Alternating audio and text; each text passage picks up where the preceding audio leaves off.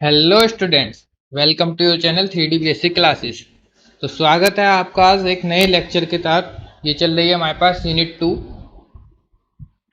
क्या है हमारे पास? Relativistic kinematics. तो यूनिट 2 का आज कौन सा है हमारे पास? Lecture number 3।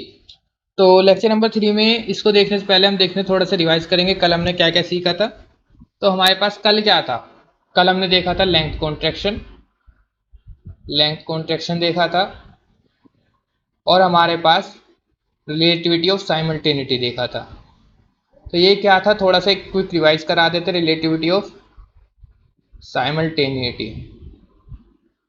तो लेंथ कॉन्ट्रैक्शन था कि हमारे पास कोई भी, अगर हमारे पास एक लेंथ रेस्ट पर है तो उसकी लेंथ एल नोट है।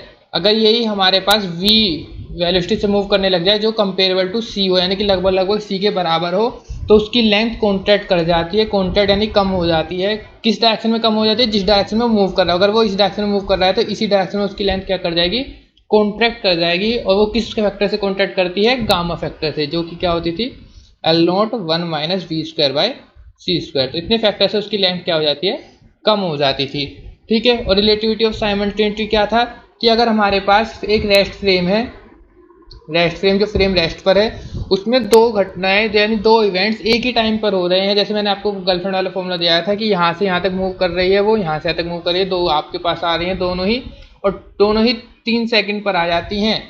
लेकिन अगर कोई हमारे पास मूविंग फ्रेम है, उसमें से इस कंडीशन को देखे तो यहाँ पर देखो, जितना टाइम इसने यहाँ से यहाँ तक आने में लगा और जितना इसको यहाँ से आने जाने में लगा, तो दोनों ही टाइम कितना था? इसको भी 3 सेकंड लगा, इसको भी 3 सेकंड लगा। तो यहाँ डेल्टा टी कितना आ रहा था? 0।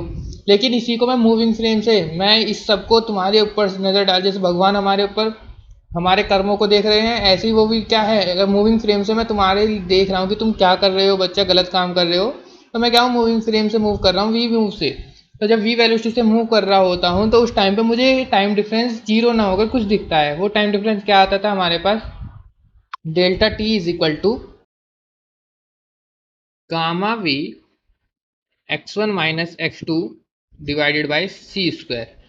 और x1 x2 क्या थी? उसकी पोजीशन थी। अगर ये यहाँ पर x1 था और ये वाला पोजीशन x2 था। और गामा, वेयर गामा की वैल्यू तो अब रट गई होगी, वो क्या होती थी? 1/√1 minus we square by C square. तो ये हमारे पास टाइम डिफरेंस आ जाता था। तो कल हमने यही देखा था। और लेंथ कॉन्टैक्ट कर जाती है। ऐसे ही आज हम देखने वाले हैं कि टाइम भी डाइल्यूट कर जाता है। टाइम डाइल्यूट कर जाता है सर, इसका मतलब क्या? टाइम डायलेट हो जाता है कि अगर मेरे पास कोई एक फ्रेम है जो रेस्ट पर है। रेस्ट फ्रेम का मतलब कि सपोज करो तुम अपने घर में बैठे हुए हो अभी, ये तुम हो, ये तुम्हारा घर है, एक अच्छा सा प्यारा सा घर। उस घर में तुम बैठे हो और तुम्हारे सामने क्लॉक लगी है। क्लॉक में लग रहे हैं 12। स्टॉप वॉच, 12 बज रहे हैं, तुम्हारे हाथ में एक स्टॉप वॉच है, तुमने स्टॉप वॉच चालू कर दी। और तुम्हारे पास स्टॉप वॉच है और यहाँ से ही तुमने क्या काम किया? एक लाइट सोर्स को कुछ ही कोई मूव करा दिया। तो लाइट यहाँ से यहाँ तक मूव कर रही है। ठीक है। तो उसने पॉइंट ए से बी तक, जो तुम्हारे पास वो स्टॉप वॉच है, तुमने उसमें टाइम चालू किया तो उसने टाइम लिया 1 सेकंड। क्यों? क्योंकि तुम रेस्ट फ्रेम पर थे तो टाइम 1 सेकंड लिया। कोई बात नहीं, यहाँ तक क्लियर है, हमने टाइम बता दिया 1 सेकंड है। लेकिन क्या तुम ये मान सकते हो कि अगर तुम्हारा घर मूव करने लग जाए तो ये टाइम चेंज हो जाता है? नहीं ना, होता है। ऐसा ही है कि अगर तुम इसी चीज़ को मूविंग फ्रेम से देख रहे हो, इसी सेम केसेस को मूविंग फ्रेम से देख रहे हो जो मूव कर रहा है वी वेलोसिटी से, और ये वी वेलोसिटी क्या होगी? कंपेरेबल टू सी होगी, यानी लगभग लगभग राउंड राउंड सी की वेलोसिटी से होगा। तो हमारे पास जो टाइम लगेगा वो क्या हो जाएगा? टाइम कम हो जाएगा। अगर यहाँ 1 सेकंड लग रहे हैं रेस्ट फ्रेम में, तो यहाँ पर 0 पॉइंट समथिंग सेकंड लगता है। ठीक है। तो इसका मतलब हमारे पास रेस्ट फ्रेम में क्या हो गया? टाइम कम हो गया। और यहाँ पर टाइम ये था, तो इस टाइम कम को, इसी को टाइम डिफरेंस को क्या बोलते हैं हम? टाइम डायलेशन है। टाइम क्या हो जाता है? रेस्ट फ्रेम में डिले हो जाता है। किसके रेस्पेक्ट में? मूविंग फ्रेम के रेस्पेक्ट में। यानी कि मूविंग फ्रेम में टाइम क्या होता है? जल्दी बीतता है, और इसमें टाइम लेट चलता है। इसका कहने का मतलब ये था। इसको समझते हैं कैसे? पहले इसको डेफिनेशन देखते हैं, क्या है इसकी definition. Time dilation: the time interval between two events is different for two different frames of reference moving relative to each other। इसका मतलब क्या है कि अगर मेरे पास एक ऑब्जेक्ट है कि और दो पोजीशन हो रही हैं, कि एक हुआ टाइम इवेंट t1 पर, एक इवेंट t2 पर। दो इवेंट्स हुए, एक t1 पर एक t2 पर, और ये फ्रेम s है। फ्रेम s में हुए तो इसका टाइम डिफरेंस क्या हुआ? मैंने सपोज करो t2 माइनस t1 हो गया। और फ्रेम एस डैश में ये इवेंट T1 डैश और T2 डैश पर होंगे, तो ये भी हम देखेंगे कैसे कैसे करना है। तो इवेंट T2 माइनस T1 होगा। तो जो हमारे पास डिफरेंस है ये अलग अलग आता है। तो यही बोला है उन्होंने कि the time interval between two event, the time interval between two event, ये हो गया is different for two different frame of reference, यानी कि ये वाला टाइम इंटरवल और ये वाला टाइम इंटरवल डिफरेंट होगा with different frame of reference. ठीक है, the different of time, the difference of times between the time interval, इन दोनों के बीच का जो टाइम इंटरवल के बीच में जो टाइम डिफरेंस है is observe by different frames, जो हमारे पास अलग अलग फ्रेम से ऑब्जर्व किया गया है उसी को क्या बोलते हैं हम, टाइम डायलेशन। ठीक है, यानी कि टाइम में डिले हो जाना ही क्या है हमारे पास, टाइम डायलेशन है। किसका टाइम स्लो हो जाता है, किसका टाइम फास्टर हो जाता है, जो चीज़ वेलोसिटी से मूव कर रही होती है उसमें टाइम स्लो हो जाता है, यानी कि जो वेलोसिटी जो फ्रेम मूव कर रहा होगा उसमें टाइम स्लो हो जाएगा, और जो टाइम बढ़ रहा होगा या जो स्लो रेस्ट पर होगा उसके लिए टाइम देर हो रहा होगा। यानी कि अगर कोई कोई चाटा तुम्हें मार रहा है 1 सेकंड में, कोई चाटा तुम्हें मार रहा है 1 सेकंड में, किसमें, रेस्ट फ्रेम में, तो वही चाटा तुम्हें उसमें कितने में लग जाएगा, 0.3 सेकंड में लग जाएगा। क्लियर है? ठीक है, अब देखो नेक्स्ट एग्जांपल, इसका एग्जांपल भी देखो। इस एग्जांपल को मैं दिखाता हूँ। If we take a watch in a frame which is moving with a velocity comparable to C, then its time will be less than, जो वेलोसिटी विच में रहा है उसका टाइम क्या होगा, लेस होगा, किसके मुकाबले, किसके रेस्पेक्ट में, रेस्ट फ्रेम के रेस्पेक्ट में। इसको समझते हैं एक अच्छे से एग्जाम्पल से, एक सिमुलेशन से, जो मैंने आपको लेक्चर 1 में भी दिखाया था। चलो चलते हैं अपने लेक्चर के आगे बढ़ते हुए टॉपिक पर। तो 1 सेकंड का टाइम दो मुझे बस। देखो यहाँ पर हमारे पास ये एक स्पेसशिप है, स्पेसशिप है यानी कि एक दूसरा फ्रेम है, और ये बाहर यानी कि स्पेस, ये तुम मान सकते हो कि ये तुम्हारा घर है और ये तुम्हारे घर के ऊपर उड़ने वाला प्लेन है। ठीक है, तुम्हारे घर के अंदर की वो ये रही और तुम्हारे प्लेन के अंदर की वो ये रही। क्लियर है? अब देखते हैं होता क्या है। अब ये भी तुम्हारा रेस्ट पर है प्लेन, और ये भी रेस्ट पर है। ठीक है, और हम यहाँ से एक लाइट को छोड़ेंगे यहाँ से लेके यहाँ तक, और देखते हैं उसे यहाँ से यहाँ तक ट्रेवल करने में कितना टाइम लगता है। देखते हैं चलो। ये यहाँ से लाइट जा रही है, दोनों में टाइम बढ़ रहा है, बढ़ रहा है, बढ़ रहा है, बढ़ रहा है, बढ़ रहा है, किधर देखूँ किधर देखूँ किधर देखूँ, दोनों में देखो तो दोनों में टाइम कितना लगा, 1 सेकंड लगा। यहाँ से यहाँ तक आने में टाइम कितना लगा, 1 सेकंड। यहाँ भी यहाँ से आने में टाइम 1 सेकंड। कब, जब दोनों ही रेस्ट पर रहे। अब थोड़ी सी स्पीड बढ़ाते हैं, बस इसकी थोड़ी सी स्पीड, ये है मैंने बढ़ाई है इसकी speed 0.1 times of speed of c, बहुत ही छोटी सी स्पीड बढ़ाई है। देखते हैं अब क्या होगा। थोड़ी सी स्पीड बढ़ाने पर जो हम रियल लाइफ में देख रहे हैं उसके अकॉर्डिंग 0.005 सेकंड का डिफरेंस आता है। ये डिफरेंस हमें क्यों नहीं दिखता है, क्योंकि इतना टाइम का डिफरेंस हमें कहाँ पता ही चलेगा। अब सपोज करो इसकी स्पीड कर देता हूँ मैं स्पीड ऑफ लाइट के हाफ।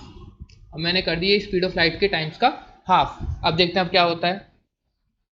मूव कर रहा है, टाइम बढ़ रहा है, बढ़ रहा है, दोनों में बढ़ रहा है, बढ़ रहा है, ये हो गया, बढ़ रहा है, बढ़ रहा है, बढ़ रहा है, बढ़ रहा है, और ये देखो आ गया टाइम डिफरेंस, 1 मिली सेकंड का टाइम डिफरेंस आ गया। इसमें सेकंड कितना लग रहा था, 1 सेकंड 0.17, यानी 17 मिली सेकंड। तो यहाँ पर हमें दिख रहा है कि यहाँ पर टाइम, ये कौन सा फ्रेम था, रेस्ट फ्रेम, रेस्ट फ्रेम में टाइम ज़्यादा लग रहा है और इस फ्रेम में टाइम कम लग रहा है। इस फ्रेम में टाइम कितना लगा, 1 सेकंड। तो इसका मतलब ये है कि जो जितनी वेलोसिटी से मूव करेगा उसमें टाइम क्या हो जाएगा, कम हो जाता है उसके रेस्पेक्ट में। इसका मतलब समझ रहे हो कि अगर तुम मेरे पास, अगर तुम हो और तुम्हारा एक फ्रेंड है, अगर तुम्हारा फ्रेंड सी वेलोसिटी, लो इसको चलो सी वेलोसिटी से मूव करा के देखते हैं। ऐसा ऐसा पॉसिबल तो नहीं है, फिर भी एक बार करके देखते हैं सी वेलोसिटी से क्या होगा। टाइम हो गया, देखो कितना टाइम डिफरेंस आएगा। अभी तो बस सिंपल सेकंड्स की बात है, ईयर्स में तो बहुत डिफरेंस आ जाता है।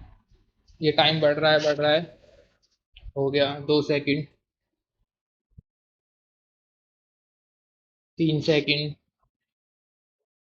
अब ये लगभग लगभग पूरा अराउंड स्पीड ऑफ लाइट से चल रहा है। ऐसा पॉसिबल तो नहीं है, लेकिन अभी कंडीशन बना के देखे कि स्पीड ऑफ लाइट से चले तो क्या होगा। 4 सेकंड हो गया रेस्ट फ्रेम में, लेकिन उसमें भी 1 सेकंड भी नहीं बीता है। 5 सेकंड हो गए, और ये अभी भी टाइम बढ़ता ही जा रहा है, बढ़ते ही जा रहा है, बढ़ते ही जा रहा है। अरे रुक जा भाई, रुक जा, नहीं रुकेगा ये, रुक गया। तो देखो यहाँ पर जो फ्रेम था उसमें से 1 सेकंड भी था, लेकिन उसके रेस्पेक्ट में यहाँ पर कितना हो गया, 7 सेकंड, यानी कि 7 टाइम्स क्या हो गया उसके रेस्पेक्ट में स्लोअर हो गया। यानी कि ये मान सकते हो कि अगर तुम्हारा कोई एक फ्रेंड है और तुम हो, अगर वो तुम्हारे रेस्पेक्ट में, यानी कि तुम वो अपनी सी की स्पीड से दौड़ना शुरू कर दे, तो वो क्या होगा हमारे पास कुछ टाइम बाद उसके रेस्पेक्ट, अगर 1 साल बीत रहा है तो तुम्हारे रेस्पेक्ट में कितने बीत चुके होंगे, 7 साल बीत चुके होंगे। तो ये जो टाइम डिफरेंस आया, ये जो टाइम डिफरेंस आया दोनों फ्रेम्स के बीच में, इसी को क्या बोलते हैं हम, टाइम डायलेशन। क्योंकि हमारे पास क्या है कि हमारे पास रेस्ट फ्रेम में टाइम ज़्यादा होता है और मूविंग फ्रेम में टाइम कम हो जाता है, तो इसी टाइम डिफरेंस को क्या बोलते हैं हम, टाइम डायलेशन। आई होप आपको एकदम क्लियर समझ में आ गया होगा क्या कॉन्सेप्ट है, क्या इसमें फील हो गया होगा, बिल्कुल क्या फील होता है। ठीक है, तो अब देखते हैं इसका डेरिवेशन कैसे करना है, वो देखते हैं। तो डेरिवेशन आप उससे करेंगे, let we have two frames S and S dash. Frame वही जो हम लिखते हुए आए हैं इतने दिनों से, frame S dash is moving in plus x direction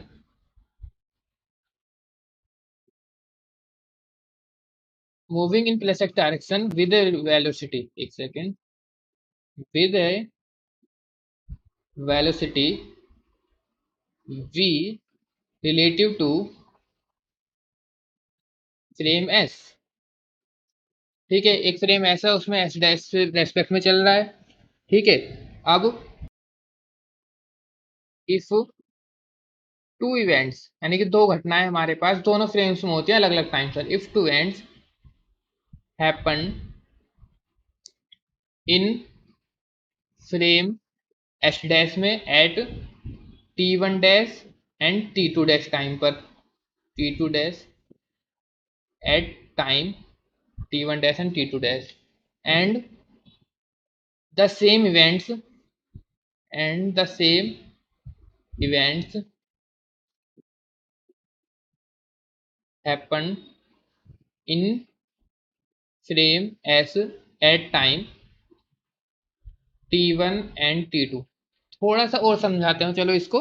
देखा होगा जब हमने लोरेंस ट्रांसफॉर्मेशन देखा था तो उसमें टाइम डिफरेंस आया था। वो टाइम डिफरेंस क्या होता था कि अगर हमारे पास टाइम डिफरेंस टी डैश है तो उसमें T dash is equal to frame S dash की बात कर रहा हूँ, और यहाँ पे फ्रेम एस में क्या डिफरेंस आया था, T minus X V upon C square under root of one minus we square by C square. हमारे पास ये टाइम, ये हमारे पास ये था कि अगर वही मतलब कि दो फ्रेम है, अगर ये वेलोसिटी से मूव कर रहा है तो उसके रेस्पेक्ट में टाइम ये हो जा रहा था, तो यही टाइम था। तो अब यहाँ बस हम यहाँ पर क्या करेंगे, हम टाइम डिफरेंस चेक करेंगे, यानी कि T1 और T का टाइम डिफरेंस निकालेंगे, T2 और T2 के लिए इक्वेशन लगाएंगे, फिर दोनों का टाइम डिफरेंस कैलकुलेट कर देंगे। वही हमारे पास सिंपल फंडा है। तो देखते हैं कैसे करना है। इसको हटा देता हूँ मैं पहले, चिमंतर छू गायब हो गया, हो गया। तो T1 T2, तो यहाँ पर अब देखते हैं time difference in both frames. तो टाइम डिफरेंस या इंटरवल, टाइम इंटरवल लिखते हैं, डिफरेंस तो फिर फाइनल के लिए करेंगे। Time interval in frame S dash, तो उसमें क्या होगा, डेल्टा टी डैश मान लिया मैंने, वो इज इक्वल टू क्या हो जाएगा हमारे पास, t two dash minus T one dash, equation number 1। अब इसी को हम किस में लिखेंगे, फ्रेम एस में देखेंगे। Time interval in frame S, वो क्या हो जाएगा, delta T is equal to T two minus T one. तो यहाँ तक तो सिंपल बच्चों वाली मैथ्स थी, यहाँ तक समझ में आ गया होगा।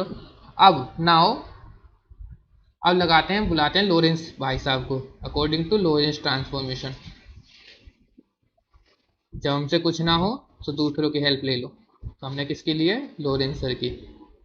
According to Lorentz transformation, Lorentz transformation क्या है, लोरेंस ट्रांसफॉर्मेशन की अगर मैं T1 को देखूं लोरेंस के अकॉर्डिंग, तो वो कितना होगा हमारे पास, T1 की बात कर रहा हूँ फ्रेम एस की, तो उसमें प्लस आ जाएगा, क्योंकि जब हम T1 लगाते थे तो डैश वाले में प्लस आ जाएगा, X V upon C square divide by square root of one minus we square by C square. ठीक है, और T2 की बात करूँ तो वो कितना हो जाएगा, T1 dash plus X V upon C square, नहीं T2 है तो T2 लगा दो, T2 is equal to T2 dash plus X V upon C square one minus we square by C square. अब इन दोनों को T1 और T2 को इसमें डाल देंगे, इस इक्वेशन में डाल देंगे। नाउ डेल्टा टी, T2 क्या आया था हमारे पास, T2 dash plus X V upon C square square root of one minus we square by C square, और माइनस T1 कितना था, तो T1 की value T1 dash plus X V upon C square divided by under root of one minus we square by C square. तो delta T, यहाँ से दोनों LCM ले लेंगे, ये भी नहीं आता, नहीं आता, क्या करूँ मैं, नहीं आता तो देखो बता देता हूँ, ये पूरा एलसीएम ले लिया तो यहाँ पर ये T two dash plus X V upon C square, minus minus से माइनस ओपन होगा तो T one dash minus X V upon C square. इसको काटा इसने, क्या इसको काटेगा? नहीं, ये कैसे काट देगा, जीरो हो जाएगा, ये तो हमें लानी नहीं है, तो इसको ये इससे कर देगा T two dash minus T one dash divided by one minus we square by C square. अरे ये क्या था T two dash minus T one dash? Sir ये था हमारे पास टाइम डिफरेंस इन फ्रेम है, जो हमने डेल्टा टी डैश बोला था, और ये under root of one minus c square. आ गया कुछ डिफरेंस? यानी कि अब इसको मैं क्या लिख सकता हूँ, delta T is equal to gamma delta T dash and where gamma is equal to क्या है हमारे पास, under root of one minus we square by C square. ठीक है, अब ये जो गामा की वैल्यू होगी वो वन से क्या होगी, बड़ी होगी। Here gamma greater than one, it's implies अगर गामा वन से बड़ा है तो डेल्टा टी क्या आएगा हमारे पास, डेल्टा टी डैश से बड़ा आएगा। डेल्टा टी क्या था, डेल्टा टी में डेल्टा टी लिखना नहीं है, डेल्टा टी क्या था हमारे पास, time difference in frame S, और डेल्टा टी डैश क्या था, time difference in frame S dash. यानी कि हमारे पास जो रेस्ट फ्रेम पर था उसमें टाइम क्या लग रहा है, ज़्यादा लग रहा है, वो हमने अभी देखा भी और ये प्रूव भी होगा कि time difference frame S dash में ज़्यादा लग रहा है और फ्रेम एस में जो मूव कर रहा है उसमें टाइम कम हो जाता है। ठीक है, तो यहाँ पे लिख देंगे सो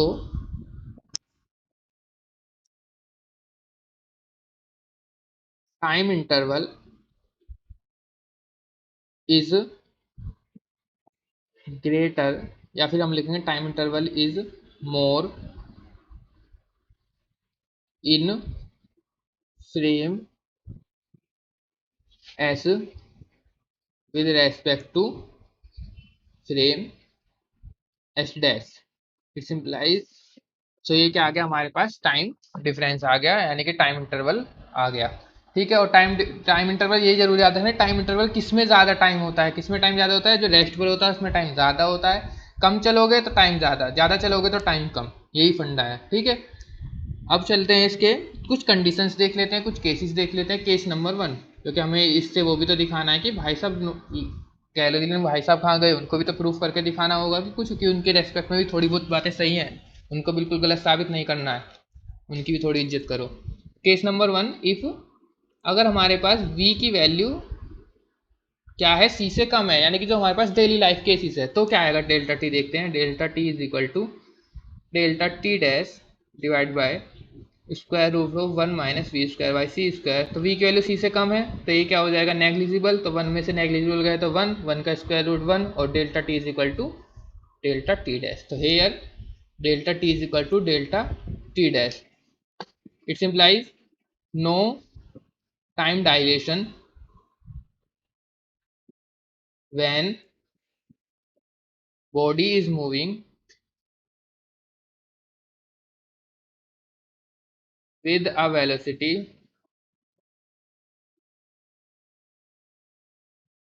and with a velocity negligible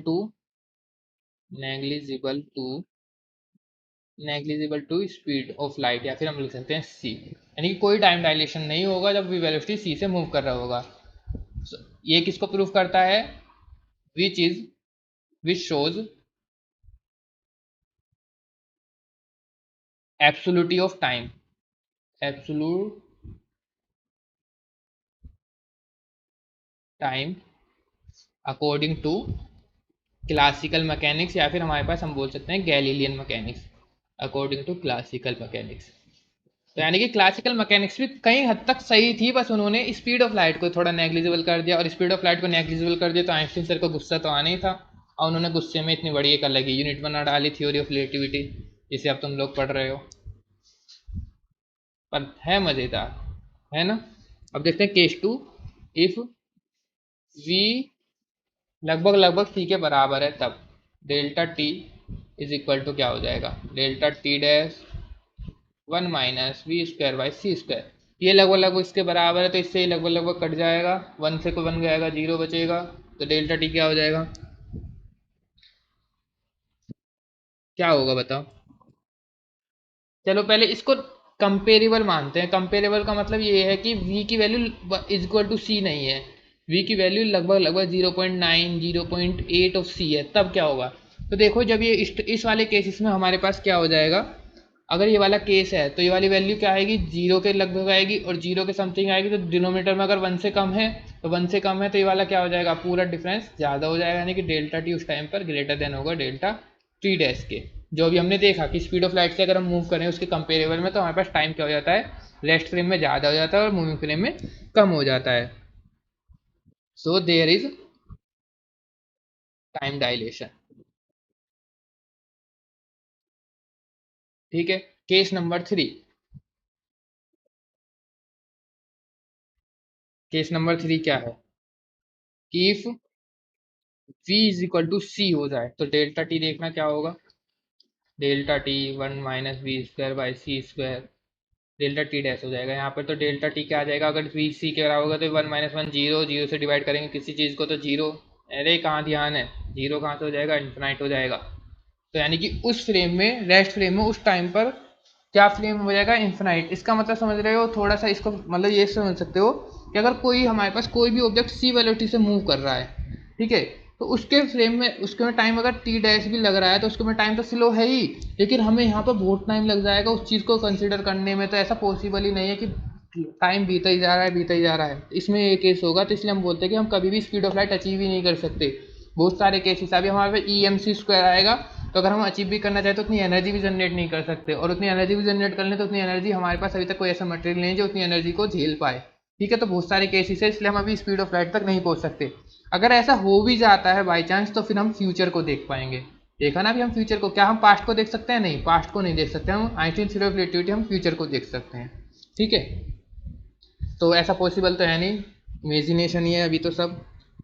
हो जाएगा अगर हम स्पीड ऑफ लाइट से चलेंगे तो। ठीक है, तो यहाँ पर क्या हो जाएगा हमारे पास, यहाँ हम लिख देंगे there is delta T is equal to infinite, का मतलब है बस इसको जैसे ही छोड़ देना, delta T is equal to difference, यानी कि बहुत बड़ा डिफरेंस हो जाता है। ठीक है, अब इसको देखते हैं एक्सपेरिमेंट के थ्रू प्रूफ कैसे करते हैं इसको। वेरिफिकेशन ऑफ टाइम डायलेशन, ये क्या है, इसके लिए तुम सोचो कि हमारे पास अर्थ की सरफेस है, ये क्या है, हमारे पास अर्थ है, और मैसोन, एक सेकेंड, MESON, मैसोन, ये पार्टिकल्स होते हैं जिनको मतलब हमारे पास ये कब निकलते हैं, कुछ वेव्स में से, मतलब कुछ हमारे पास जब हम यहाँ पर क्या डालते हैं, एक्स रेज डालते हैं, बहुत ही हाईली रेज, तो उसमें से मैसोन पार्टिकल निकलते हैं। तो इसमें क्या देखा गया कि जब ये मैसोन पार्टिकल 10 किलोमीटर साइड से अगर हम अर्थ से छोड़ें, तो जब ये कॉस्मिक रेस से निकलते हैं, कॉस्मिक रेस में पार्टिकल जब यहाँ से 10 किलोमीटर की ऊपर से छोड़े, तो इनकी स्पीड जो होती है लगभग लगभग वो होती है 0.99 टाइम्स ऑफ सी, यानी कि हम बोल सकते हैं 2.994 इंटू 10⁸8। तो इतनी स्पीड से भी नीचे आ रहा है, तो 10 किलोमीटर है, तो इसको जो इसकी जो हमारे पास एवरेज हाफ लाइफ होती है, हाफ लाइफ का मतलब कि कितने टाइम बाद ये ख़त्म हो जाएंगे, एवरेज हाफ लाइफ वो होती है हमारे पास इसकी 2 × 10⁻⁻6। ठीक है, इतने सेकंड। अब देखो इसको ध्यान, मैसोन पार्टिकल जिनकी स्पीड इतनी से छोड़ा गया, 10 किलोमीटर का डिस्टेंस कवर करना था और एवरेज लाइफ इतनी थी। ठीक है, तो इसके अकॉर्डिंग देखते हैं कि जब इतनी स्पीड से छोड़ा गया, टाइम इतना लग रहा है, तो इनके अकॉर्डिंग डिस्टेंस कितनी आएगी। डिस्टेंस डिस्टेंस अभी पहले देखो, फिर क्वेश्चन जनरेट करेंगे। डिस्टेंस क्या होगा, स्पीड इंटू टाइम, स्पीड क्या है 2.994 इंटू 10⁸8, लाइफ 2 इंटू 10⁻⁻6। तो ये क्या हो जाएगा, 2 की स्पीड में 2 4 ज़ा 8, 2 9 ज़ा 18, 2 9 ज़ा 18 और 1 19, 2 1 2 2 ज़ा 4 और 5.98 इंटू, एक सेकेंड क्या हो गया, सही है, 5.998 इंटू 10⁻²। तो ये हो जाएगा 5.9 को लिख सकता हूँ मैं 6 के करीब, और 2 है तो 600। ठीक है, तो डिस्टेंस कितना कवर कर रहा है, 600। ये किस में था, किलोमीटर में। स्पीड किस में थी हमारे पास, स्पीड हमारे पास मीटर पर सेकंड में थी। ठीक है, तो स्पीड यहाँ पर ये क्या हो जाएगा, इस मीटर पर सेकंड, और यहाँ पे सेकंड, सेकंड से सेकंड से किस में आएगा, मीटर में। तो यानी कि ये कितना किलोमीटर, 0.6 किलोमीटर। देख लो डिफरेंस, यानी कि अगर ये इतनी स्पीड से चल रहा है, ठीक है, इतनी स्पीड से चल रहा है और इतना उसकी टाइम लाइफ है, तो यानी कि 0.6 किलोमीटर डिस्टेंस कवर कर पाएगा, उसके बाद ये ख़त्म हो जाएगा क्या। लेकिन हमारे पास, हम यहाँ से देख रहे हैं, हमारे पास ये कितना कवर कर रहा है, 10 किलोमीटर कवर कर रहा है। तो लेकिन ये ऐसा क्यों कर पा रहा था, तो इसी को एक्सपेरिमेंटली देखा गया कि जब ये मेसोन जो है स्पीड ऑफ लाइट की स्पीड से चल रहा है तो इसके रेस्पेक्ट में टाइम स्लो था और हमारे पास वही टाइम हमारे पास ज़्यादा था, तो उसी टाइम को देख कर फिर हमारे पास वही डिफरेंस निकाला गया, तो वही इक्वेशन में पुट करा T naught under root of 1 minus we square by C square, तो वो टाइम लगभग लगभग सेम आए दोनों टाइम, तो हमारे पास ये आया। तो इसको करके देखते हैं कैसे करना है, थ्योरिकल लिखना है तो वो लिखवाता हूँ। तो देखते हैं इसमें क्या है। When the new meson particle are left with the help of cosmic rays at the height of 10 kilometre from the Earth surface, देखिए अर्थ सरफेस से 10 किलोमीटर की डिस्टेंस से फेंके जा रहे हैं, तो दे हैव ए स्पीड, उतनी उनको स्पीड है जैसे ने दिखाया, और उनके एवरेज लाइफ टाइम कितनी है 2 × 10 यानी इतने सेकंड बाद वो क्या हो जाएंगे, खराब हो जाएंगे, और किसमें कन्वर्ट हो जाएंगे, खराब नहीं मतलब कन्वर्ट हो जाएंगे किसमें, इलेक्ट्रॉन्स में। सो इसके अकॉर्डिंग उनको इस डाटा के अकॉर्डिंग उसको डिस्टेंस कितनी कवर करनी चाहिए थी 0.6 किलोमीटर, लेकिन वो डिस्टेंस हमारे रेस्पेक्ट में कितनी कवर कर रहा है, वो 10 किलोमीटर। तो ये डिफरेंस क्यों है, क्यों हमें ऐसा, क्यों वो इतनी सी स्पीड में 0.6 किलोमीटर की बट के कितना टाइम कर रहा है, वो मतलब 10 किलोमीटर डिस्टेंस कवर कर रहा है, तो ऐसा क्यों है, how new meson particle cover 10 kilometre distance. जादू सर, अभी जादू से हुआ है ये, क्या बात कर रहे हो सर, जादू कहाँ से आ गया यहाँ पर, देखो जादू नहीं यहाँ पर है फिजिक्स, फिजिक्स का जादू।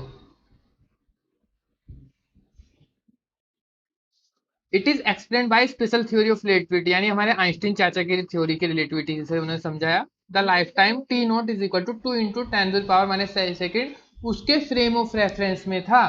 अगर हम अर्थ के फ्रेम ऑफ रेफरेंस से देखें लाइफ टाइम निकालें तब देखना कितना आएगा, टी इज इक्वल टू, हमने क्या देखा था, T naught 1 minus we square by C square, यही कहाँ से आया, जो हमने delta T is equal to delta T dash निकाला था, ये वही है 1 minus we square by C square. यहाँ पे वैल्यू पुट करना, टी नोट कितना था हमारे पास 2 × 10⁻⁻⁶ under root of 1 minus velocity कितनी चल रहा है, वो 0.99 टाइम्स ऑफ सी स्क्वायर, यहाँ पर रख देते हैं हम, डिवाइड बाई सी स्क्वायर, तो यहाँ पे इसका स्क्वायर करोगे, तो जब इसको सोल्व करोगे पूरा तो ये टाइम आएगा हमारे पास 3.17 × 10⁻⁻⁵ सेकेंड, ठीक है, अराउंड इतना टाइम आएगा। अब इस टाइम, ये टाइम किसके रेस्पेक्ट में लगा, हमारी वॉच के रेस्पेक्ट में, यानी कि हमारे हाथ में जो घड़ी है उसमें इतना टाइम हो रहा है, तो उसके टाइम के रेस्पेक्ट में देखना कितना डिस्टेंस आएगा। सो इन दिस टाइम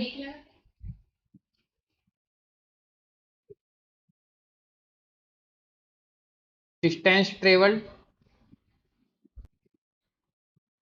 वो क्या हो जाएगा, डिस्टेंस, स्पीड कितनी थी, स्पीड तो वही रही उसकी 2.994 × 10⁸ और हमारे पास क्या हो गया अब, उसकी distance is equal to speed, और टाइम क्या हो गया था 3.17 × 10⁻⁵ तो डिस्टेंस आ गई हमारे पास कितनी, जब इसको सोल्व करोगे तो ये आएगा हमारे पास 9.5 किलोमीटर, यानी कि अराउंड अराउंड जब कैलकुलेशन हम सही से करेंगे तो 10 किलोमीटर। तो समझ में आ गया कि ये किसकी वजह से हुआ है, ये टाइम डिफरेंस यानी कि टाइम डायलेशन की वजह से हुआ है, तो यहाँ से प्रूफ होता है कि टाइम डायलेशन रियल में एग्जिस्ट करता है, ठीक है। So hence it is possible due to time dilation, ठीक है।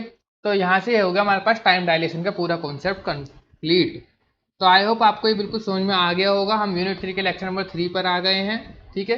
तो अभी तक हमने टाइम डायलेशन देख लिया, लेंथ कॉन्ट्रैक्शन देख लिया है, हमारे पास टाइम डायलेशन आज हमने पढ़ा है, तो टाइम डायलेशन अच्छे से समझ लिया होगा। इसके हम अगले मतलब लास्ट लेक्चर में हम एक साथ ही टाइम डायलेशन, लेंथ कॉन्ट्रैक्शन और हमारे पास जितने भी टॉपिक हुए उनके सबके क्या करेंगे, न्यूमेरिकल्स करेंगे।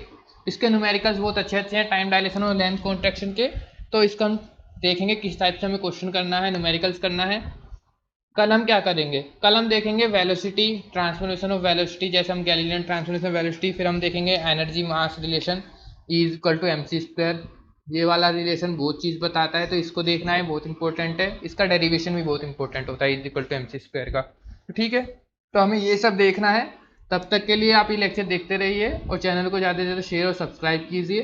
थैंक यू, एक अच्छा सा लिख देते हैं, thank you, okay bye, Tata.